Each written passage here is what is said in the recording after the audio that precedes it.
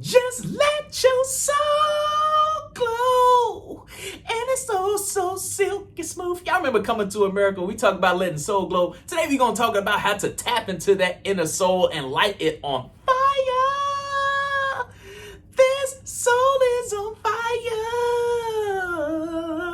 Y'all don't judge me. I can't sing, but I just unapologetically me and I love myself. But today we're going to really talk about getting into that soul of yours because there's a lot of fire, ambition, and just heat ready to come out of that thing. And it's just ready to get out like a tiger going, row.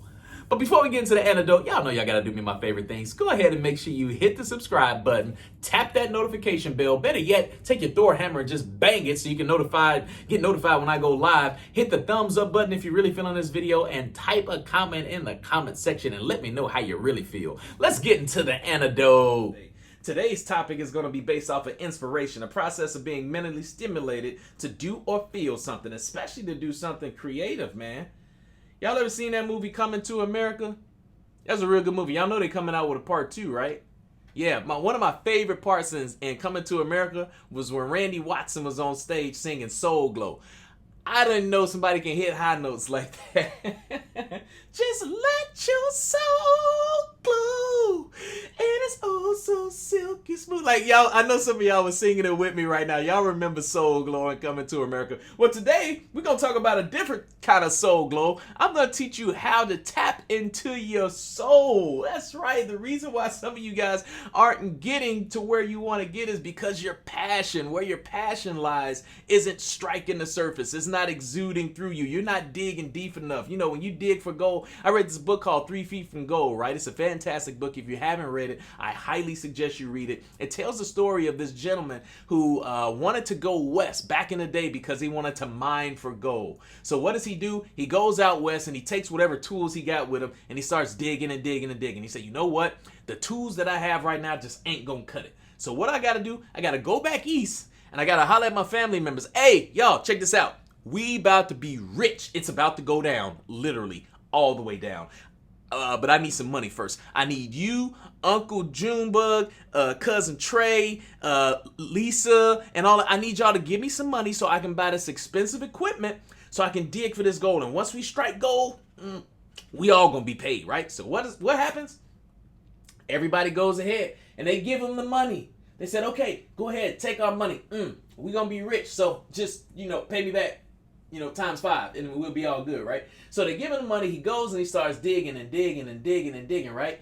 And he digs and digs and digs and digs, and he just keeps digging and digging and digging and digging, and he's just not striking gold. And like, come on, man, I'm putting in too much hours, too much work, and this goal is just not happening, right? So what does he do? He gives up. He gives up. Say, I'm done with this. Let me go ahead. I got to sell this machine. And the crazy thing about it is he ended up selling the machine to this dude who all he wanted to do in his entire life was dig for gold. He went to this job every day so he can save up money and save up money and save up money. He used to read all these magazines and all this stuff about how to mine right for gold, right? And so finally he comes across this dude that has given up on digging for gold and he buys his machine for the low, right? So man, he's excited now. I've been waiting on my whole life for this. I've been dreaming about it every single day. And guess what? He buys the machine. He goes and get himself an engineer. And you know what happens? He goes to that same exact spot where that dude was mining for the gold. And crazy enough, 3 feet away from the biggest gold vein in history. How dope is that? See, the difference between the first dude and the second dude was the second dude had all the passion. It lit his soul on fire. That's what he dreamed about every day. That's what kept him alive every single day. It was in his soul. He ignited his soul. And he got the gold. Biggest in the history. The first guy was 3 feet away and he gave up because he wasn't passionate about it. His soul wasn't on fire. 3 feet away. That's from me to this camera right here. And he was there. Biggest in history. But he gave up because his soul wasn't in it. How many of you guys like that? How many of you guys right now are 3 feet away from goal, 3 feet away from making something passionate happen, but you're giving up, not knowing just how close you are because it doesn't light your soul on fire? Well, today, we're going to give you some tips to keep that soul alive. Let's get into the antidote. Today's topic is based off of the hustle. It's a verb meaning the only controllable pillar of success. You want success? There's only one way to get it, baby, and that's hustle. Hustle, hustle hard. All right, numero uno. We said this yesterday. Rent is due and hustle is the only acceptable form of payment. I love it so much, man. There's this thing called willpower and effort, and I just absolutely love it from the bottom of my heart. Let me tell you, I have a new salesperson. His name is John Barrow, and he's a fantastic guy. This guy is 62 years old, and I tell you, this guy is a model salesperson. You tell this dude to jump, he'll say how high. But before he says how high, he has this expression on his face that I just love. It looks like he's seen a ghost every time I teach him something new, or he learns something new, or I tell him to do something that he's uncomfortable with. He has this look like he's seen a ghost. And sometimes he says, oh gosh. It is so funny, but I love it because he would just literally jump out the window if I told him that that's what it takes to accomplish all of his goals. One thing that I try to tell people all the time, I could care less about people's talent, because when your feelings are hurt, your talent goes out the window. When you're having a bad day at home, your talent goes out the window. If you're upset and frustrated at work, your talent goes out the window. But what doesn't go out the window is someone's willpower, someone's effort, someone's ambition, someone's fire inside of them and be willing to do any and everything to accomplish their goals. I would rather take somebody that will literally try and fail and try and fail and try and fail and get outside their comfort zone and fail and try. I would rather take that person over a talented person any day, because talented people, they're so cocky, they're so arrogant, they think they know it all, they walk around with this crazy attitude. You guys know the people that I'm talking about. I would rather take someone that's willing to grow, learn, and be goal-oriented and strive towards it every single day, and willing to get uncomfortable and not say things like, I already know that, or that's too easy, or no, we're gonna do it my way. Out the window. That means absolutely nothing. You got to pay your rent with intangible items, meaning things that you cannot measure. I love those types of things because you cannot measure hustle. You cannot measure ambition. You cannot measure creativity. Those are the things that really truly matter, that light your soul on fire. Just let your soul glow. Zach per tweet. Hallelujah. All right, numero dos. You don't work, you don't eat. Spoken by the former prophet, Mr. Mike Jones. Anybody know what I mean when I say if you don't work, you don't eat? That means you will literally starve. You have to feed your soul. You feed that soul with hustle, with ambition. Do you think about what you think about? What do you daydream about? Are you daydreaming about the 49ers and the Chiefs? Are you daydreaming about what Conor McGregor did in 40 seconds? What are you constantly thinking about? Think about that for a second. Do you think about what you actually think about sometimes? People are asking me, Markiss, did you see the McGregor fight? No. It was only 40 seconds. I don't care. I got goals. I got stuff I got to accomplish. I'm trying to do amazing things this year. It takes a lot out of me. Markiss, did you see the football game yesterday? Absolutely not. You want to know why? Because I know you guys are going to be talking about it, and I can get the little Cliff Note version. Instead of sitting in front of a TV for multiple hours, I can be growing this brain of mine, or teaching somebody else how to do something and grow in a dose community. I could be doing something more productive. Now, here's the deal. I don't judge anybody that watched the fight. I don't judge anybody that watched the football games or watch all the TV. Like, I don't judge you. You made time in your day to handle that. My priorities are just a little bit different. See, the way I pay my mortgage is with hustle and grind. Anybody? Mr. Zach per tweet.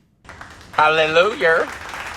That's how I pay my mortgage. I pay my mortgage with hustle, grind, ambition, and all the things that just ignite my soul and make it on fire. Can anybody else relate to that out there? Can I get a hallelujah one more time? Hallelujah.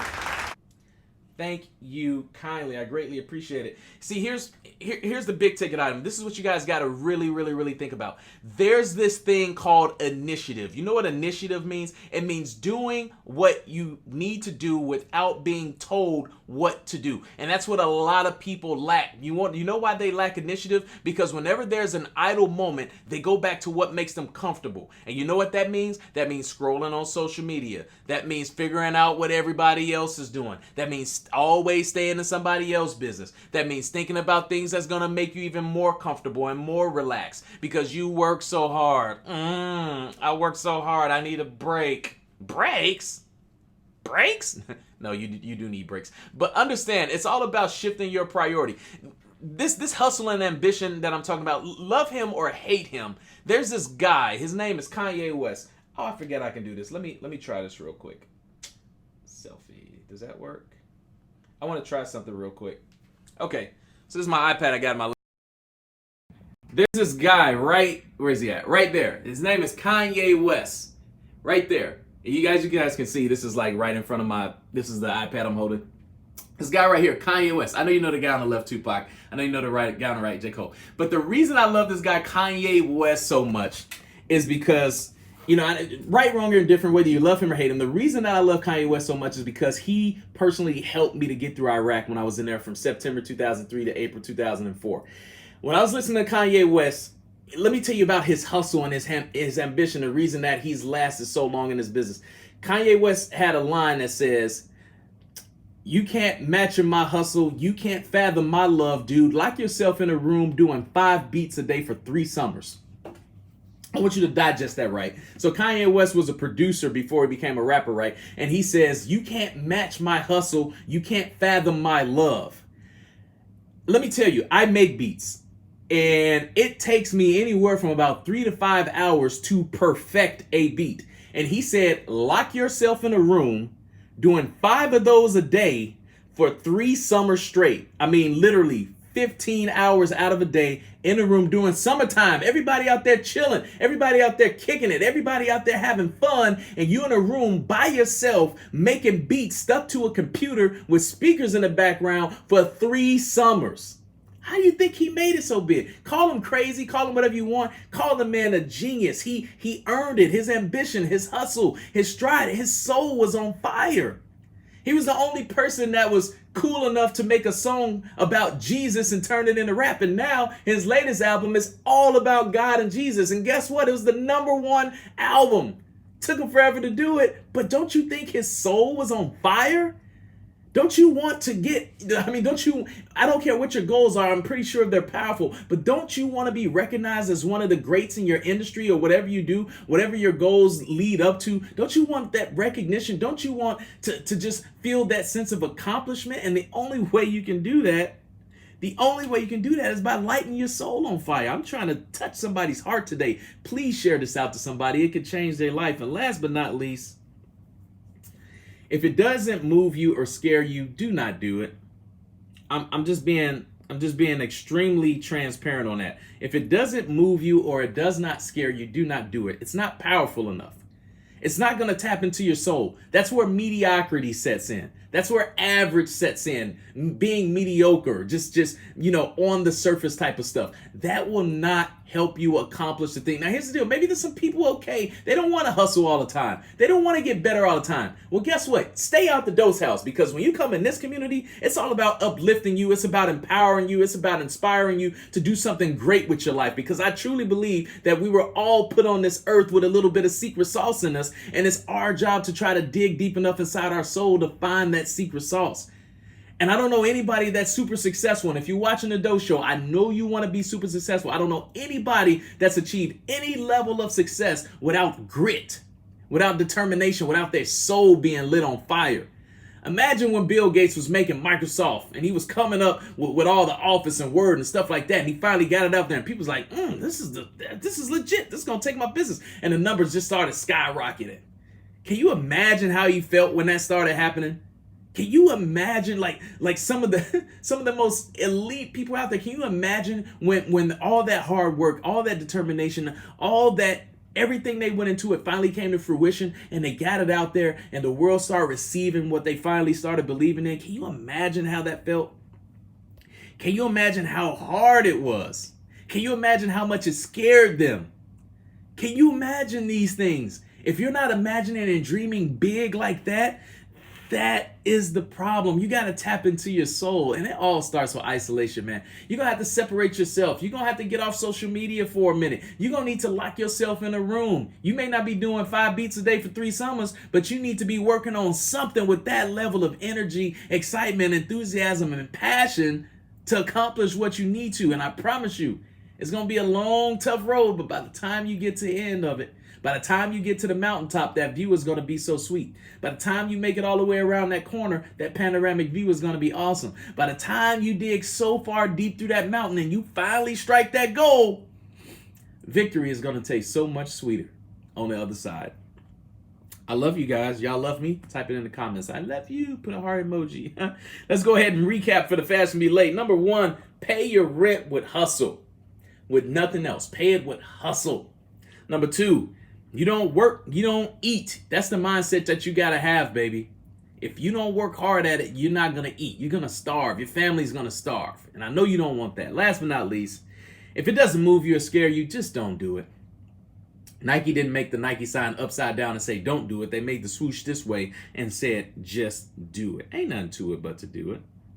Here's the deal, man. Connect with me on my website. Go to markisstone.com. You got all my social links, about me sections, links to the YouTube. Check it out. Send me a message on there. Tag a friend. Whatever floats your boat, just go ahead and do it. But the best way to catch me is live Monday through Friday, 6:30 a.m. Eastern Time Zone on Facebook. Just search for The Daily Dose Show. Hit that thumbs up to make sure you become a follower of the page so you can always get your antidote. Hit the three dots underneath to change your notification settings so you can get past Facebook algorithms to make sure you always catch the antidote. But if you are a replay watcher or you love the antidote so much you want to share it out to a coworker or a friend or somebody that needs to hear this message upside their head, head on over to my YouTube. Just type in my name in the search bar, Markiss Stone.